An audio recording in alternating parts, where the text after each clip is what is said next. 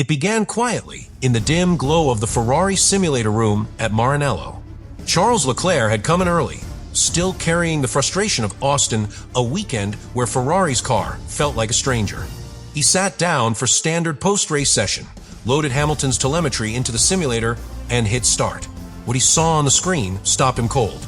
The data wasn't just detailed, it was alive. Every steering correction, every micro-adjustment on throttle, every flick of brake pressure had purpose. The system's motion sensors translated it into physical sensation, and Leclerc suddenly felt what Hamilton had felt in Austin. The rear instability, the delayed aero response, the twitch of grip on corner exit. It was all there, predicted, measured, and mastered. At first, Leclerc thought it had to be an error. The simulator exaggerated sometimes, translating numbers into movements that didn't match reality. But when he checked the raw telemetry overlay, it matched perfectly. Hamilton had sensed the aerodynamic imbalance, the tiny flex in the SF-25's floor, before any engineer had confirmed it. That shouldn't be possible. The discovery hit him like a jolt. Hamilton hadn't guessed. He had known. The data simply followed him after the fact. When Leclerc stepped out of the simulator, the engineers watching from the control room stared back, equally stunned. "He felt this before we even measured it," one whispered. The lead engineer nodded slowly. "That's Lewis." Word spread through the building almost instantly, not as gossip, but as awe. The quiet Monegasque, who prided himself on his analytical precision, had just seen what instinct at the highest level truly looked like. And it belonged to his teammate. Meanwhile, Hamilton himself was in the simulator lab next door, reviewing cooling simulations for Mexico. When Leclerc walked in, he said nothing at first, just looked at the screen, then at Hamilton. Finally, he broke the silence. "You were right. It really was the floor." Hamilton smiled, calm and understated. "You can feel when something's not breathing with you," he replied. The line wasn't arrogance. It was poetry, the language of a man who treats machinery like music.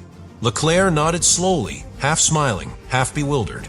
For a moment, there was no rivalry, just respect. From the first practice session, the contrast between the two drivers became impossible to ignore. Hamilton's radio messages were calm, surgical, almost meditative. "Front grip fades mid-corner. Feels like aero stall at high yaw angles," he reported, voice steady. Leclerc, by contrast, was frustrated. "The rear is sliding, and I don't understand why," he said after just 3 laps. Both men were describing the same behavior, but where Hamilton translated instinct into diagnosis, Leclerc saw only chaos. The engineers listened carefully, and their notes told the story. Hamilton's feedback aligned with their limited data models. Leclerc's didn't. In qualifying, the split widened. Ferrari had introduced a new low-drag rear wing for Austin, designed to maximize straight-line speed, but shifted the car's aerodynamic balance forward.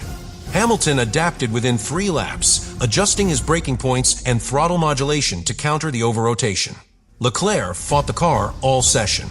On the radio, his tone was clipped. "We need to change something, it's undrivable." Hamilton, on the same setup, quietly put his car on the 3rd row. To the engineers, it wasn't about who was faster. It was about who could make sense of instability, and Hamilton did it with the composure of a pilot navigating turbulence by instinct. Race day turned that difference into a case study. As temperatures soared and tire degradation became brutal, Hamilton executed a masterclass in conservation.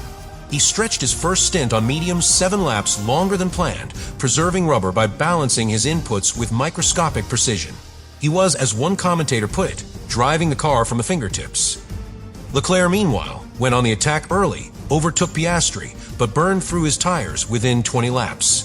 By lap 40, his car was sliding through the S's, the rear dancing like a pendulum. His frustration spilled over the radio. "I have no grip left. The balance is gone." Ferrari's pit wall split its strategy. Hamilton stayed long, converting to a one-stop race. Leclerc went for 2. The result? Hamilton finished 4th, nearly half a minute ahead. Leclerc crossed the line in 7th, his pace evaporating with every lap. But the real difference wasn't the result, it was understanding. In the post-race debrief, Hamilton's feedback was calm and methodical. The car loses aero load between turns 8 and 10, probably floor deformation. Leclerc frowned. "I don't feel that. I just lose rear traction." For the engineers, it was like listening to 2 languages describing the same object. Overnight, the engineers ran simulations to compare their telemetry. That's when they noticed something. Hamilton's throttle and steering traces perfectly predicted the areas where the car's aerodynamic load fluctuated. He had, by instinct, compensated for the flexing floor problem no sensor had yet confirmed. Leclerc's data, by contrast, reacted after the loss of grip occurred. Hamilton anticipated, Leclerc responded. It wasn't about talent, both had it in abundance, it was about perception. Hamilton felt the car as an extension of himself, while Leclerc relied on the numbers to tell him the story. Back in the garage, Leclerc's demeanor was quiet but uneasy. He congratulated Hamilton, even smiled for the cameras, but inside he was unsettled. How could his teammate drive the same unstable car and still make it work? The engineers noticed it too. He drives by sense, one said. It's like he can hear what the car's trying to say. The phrase would echo days later in Maranello, when Leclerc stepped into the simulator and discovered just how right that observation was. In Maranello, silence can speak louder than engines. The simulator room is sacred ground, a cathedral of data and precision. Every flicker of light, every motion cue, every vibration from a hydraulic platform is designed to mimic reality to the millisecond. It was there 2 days after the United States Grand Prix that Ferrari's biggest revelation of the year unfolded. Charles Leclerc, still restless from Austin, walked in to run through his usual post-race debrief. But this time, the session wasn't about his laps. It was about Lewis Hamilton's. The engineers loaded Hamilton's telemetry into the simulator. The system came alive, hydraulic pistons hissing, screens wrapping Leclerc in a virtual Austin circuit. As he gripped the steering wheel, he began to feel what Hamilton had described all weekend, the unpredictable rear snap through turns 8, 9, and 10, the delayed front bite in slow corners, that peculiar moment when the car seemed to lose aerodynamic connection mid-corner, like it was sliding on air. At first, Leclerc thought it was an exaggeration, maybe a software glitch. But the sensations were too specific, too real. This was exactly what Hamilton had said. Leclerc stopped the run, turned to the control booth, and asked the engineers, "Why does it feel like that? Is it in the code?" The lead aerodynamicist shook his head. "No, that's the real data. It's how the car behaved." Leclerc restarted, curious now, replaying Hamilton's lap through the high-speed sector. The sensations repeated the same dip, the same vibration, the same instability. It was like stepping inside Hamilton's senses. And for the first time, Leclerc realized what everyone at Ferrari had underestimated.